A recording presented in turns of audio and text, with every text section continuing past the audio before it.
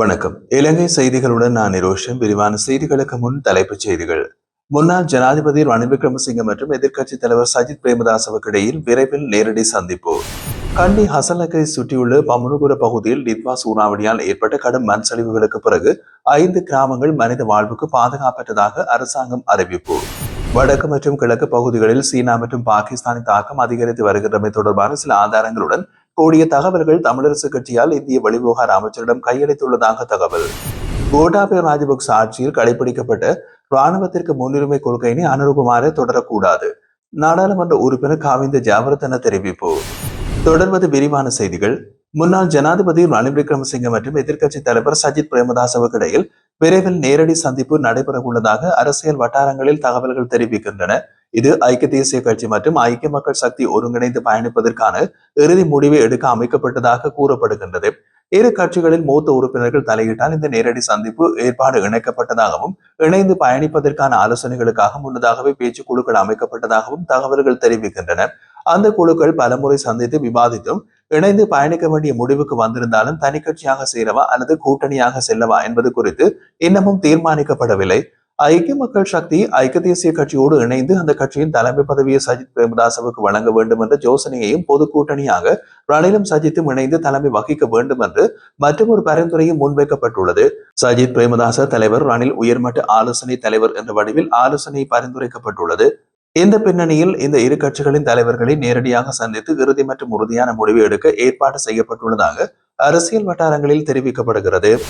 நாடாளுமன்ற உறுப்பினராக இருக்கும் எனக்கு கொழும்பு மாநகர சபையின் மேயராக இருத்தல் முடியாது என்பதில் கூட புரிந்து கொள்ள முடியாமல் அரசாங்கம் செயல்படுகிறது என்று முஜிபுர் ரஹ்மான் எம்பி தெரிவித்தார்.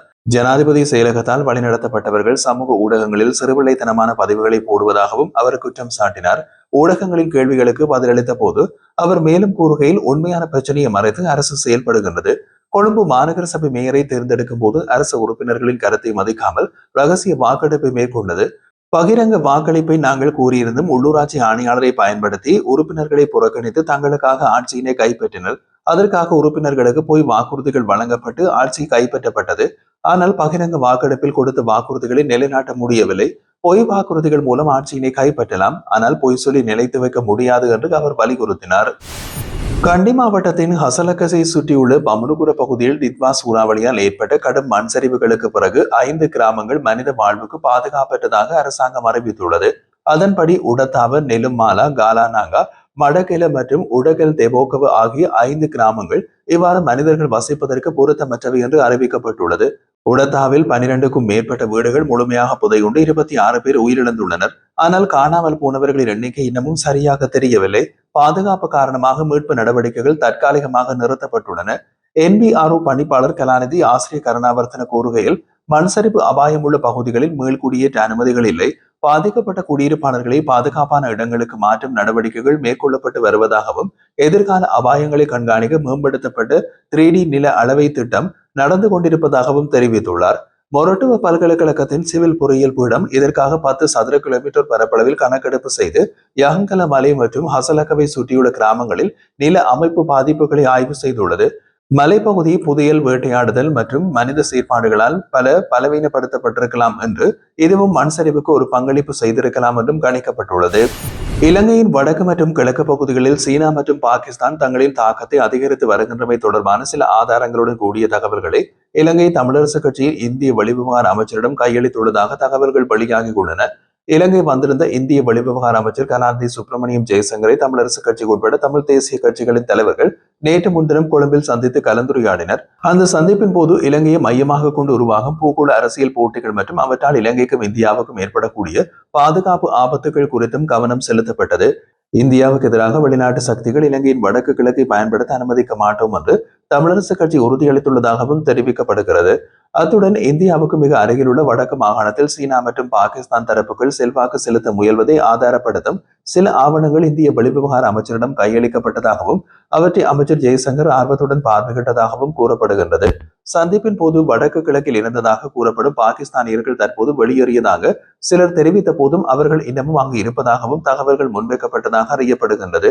இது குறித்து சுமந்திரனிடம் விளக்கம் கேட்டபோது அவர் பதிலளிக்க மறுத்தாலும் சந்திப்பில் பங்கேற்ற தரப்புகள் சில ஆவணங்கள் தமிழரசு கட்சியால் சமர்ப்பிக்கப்பட்டது என்பதை உறுதிப்படுத்துகின்றன. கோட்டாபய ராஜபக்ச ஆட்சியில் கடைபிடிக்கப்பட்ட ராணுவத்திற்கு முன்னுரிமை கொள்கையினை ஜனாதிபதி அனுரகுமார திசாநாயக்க தொடரக்கூடாது. தேசிய கணக்காய்வாளர் நாயகம் பதவிக்கு ராணுவ அதிகாரியை நியமிப்பது அரச நிர்வாக சேவையை புறக்கணிப்பதற்கு சமம் என்று ஐக்கிய மக்கள் சக்தியின் நாடாளுமன்ற உறுப்பினர் காவிந்த ஜெயவர்தன தெரிவித்துள்ளார். சமகால அரசியல் நிலவரம் குறித்து கருத்து தெரிவித்த போது சுயாதீனமான தேசிய கணக்காய்வாளர் திணைக்களத்தை அரசியல் மயப்படுத்த ஜனாதிபதி முயற்சிப்பதாக அவர் குற்றம் சாட்டினார். கடந்த ஏப்ரல் மாதத்திலிருந்து கணக்காய்வாளர் நாயகம் பதவி வெற்றிடமாக இருப்பதோடு அந்த பதவிக்கு ஜனாதிபதி முன்வைத்த பல பரிந்துரைகளையும் அரசியலமைப்பு பேரவை நிராகரித்துள்ளதாக சுட்டிக்காட்டினார். தனது பல்கலைக்கழக நண்பரை நியமிக்க முன்வைத்த பரிந்துரையையும் பின்னர் ராணுவ அதிகாரியை முன்மொழிந்ததும் அரசியலமைப்பு பேரவையால் நிராகரிக்கப்பட்டுள்ளது. இதன் மூலம் உயர் பதவிகள் தகுதி மற்றும் சிரேஷ்ட தன்மை அடிப்படையில் வழங்கப்படும் என்ற ஜனாதிபதி வாக்குறுதியின் கேள்விக்குறியாகியுள்ளது என்று அவர் கூறினார். எனவே தேசிய கணக்காய்வாளர் நாயகம் பதவிக்கு கணக்காய்வாளர் திணைக்களத்தில் உள்ள சிரேஷ்ட அதிகாரியோ அல்லது அரச நிர்வாக சேவையை சேர்ந்து தகுதியான நபரையோ நியமிக்க வேண்டும் என்று ஜனாதிபதியிடம் வலியுறுத்துவதாக காவிந்த ஜெயவர்தன தெரிவித்தார். வளிமண்டலவியல் திணைக்களம் அடுத்த 36 மணித்தியாலங்களுக்கு முன்னெச்சரிக்கை அறிக்கை ஒன்றை வெளியிட்டுள்ளது. வடக்கு கிழக்கு ஊவா மாகாணத்திலும் பொலனறுவை மாத்தலின் நுரலியா மாவட்டங்களிலும் லேசான மழை பெய்யக்கூடும் என்று அறிவிக்கப்பட்டுள்ளது.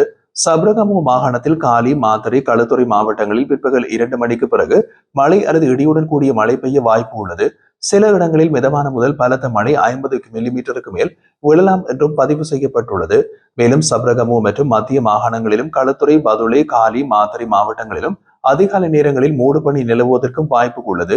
இடியுடன் கூடிய மழை, தற்காலிக பலத்த காற்று மற்றும் மின்னல் தாக்கத்தால் ஏற்படும் அபாயங்களை குறைக்க தேவையான முன்னெச்சரிக்கை நடவடிக்கைகளை பொதுமக்கள் எடுக்க வேண்டும் என்று அறிவுறுத்தப்பட்டுள்ளது. கிறிஸ்துமஸ் தினமன்று வவுனியாவில் வலிந்து காணாமல் ஆக்கப்பட்டோரின் உறவினர்கள் கவனஈர்ப்பு போராட்டம் ஒன்றை முன்னெடுத்திருந்தனர். வவுனியா பிரதான தபாலகத்திற்கு அருகில் தொடர்ச்சியாக போராட்டத்தில் ஈடுபட்டு வரும் அவர்கள் இந்த கிறிஸ்துமஸ் தினத்தை முன்னிட்டு சர்வதேச சமூகத்திற்கு ஒரு செய்தியினை எடுத்துச் செல்லும் நோக்கில் இந்த போராட்டத்தை மேற்கொண்டிருந்தார்கள். இதன்போது வடக்கு கிழக்கில் வலிந்து காணாமல் ஆக்கப்பட்டோரின் உறவினர்கள் சங்க செயலாளர் கோ ராஜ்குமார் கருத்து தெரிவிக்கையில், இந்த கிறிஸ்துமஸ் தினத்தில் அனைத்து தமிழர்களிடமும் பணிவானதும் தெளிவானதுமான ஒரு வேண்டுகோளை வைக்கின்றோம். எமது மண்ணில் உண்மையான வரலாற்றை நாம் கற்றுக்கொள்ள வேண்டும். ஆனால் இதை இளம் தலைமுறைக்கு கற்பிக்கவும் வேண்டும். மேலும் இன்று தமிழர் தாயகத்தில் காணப்படும் புத்த சின்னங்கள் சிங்கள புத்த மரபிலிருந்து தோன்றியவை அல்ல. அவை பண்டைய தமிழ் புத்த மரபின் சாட்சிகள் மற்றும் கந்தருடைய சிறிய விகாரை இதற்கு எடுத்துக்காட்டாகும் என்றும் அவர் குறிப்பிட்டார். வவுனியா நீதிமன்றத்திற்கு அருகில் உள்ள ஏனைய நெடுஞ்சாலையோர வன்னி பந்தலில் காணாமல் ஆக்கப்பட்ட தமிழ் குழந்தைகளின் தாய்மார்கள் மற்றும் குடும்பங்கள் அமைதியான போராட்டத்தை தொடர்ந்து நடத்தி வருவதாகவும், இன்றுடன் அந்த போராட்டம் 3231 நாட்களை எட்டியுள்ளதாகவும் அவர் கூறினார். எங்கள் போராட்டங்கள் எங்கள் குழந்தைகள் திரும்பி வர வேண்டும் என்பதற்காக மட்டுமல்ல, எதிர்காலத்தில் எந்த தமிழ் குழந்தையும் இதே துயரத்தை அனுபவிக்க கூடாது என்பதற்காகவும் என்று கூறிய அவர், நீதி கோருவதற்காகவும் தமிழ் மக்களின் பாதுகாப்புக்காக சர்வதேச ஆதரவை நாடுவதற்காகவும் இந்த போராட்டம் முன்னெடுக்கப்படுவதாக விளக்கியுள்ளார். இறுதியாக அந்த கிறிஸ்துமஸ் தினத்திலே தெளிவாக கூறுவது, எங்களுக்கு 13வது திருத்த சட்டமும் கூட்டாட்சி தீர்வுகளும் ஒற்றை அல்லது மேலோட்ட அரசியல் தீர்வுகளும் வேண்டாம் என்று அவர் தெரிவித்திருந்தார்.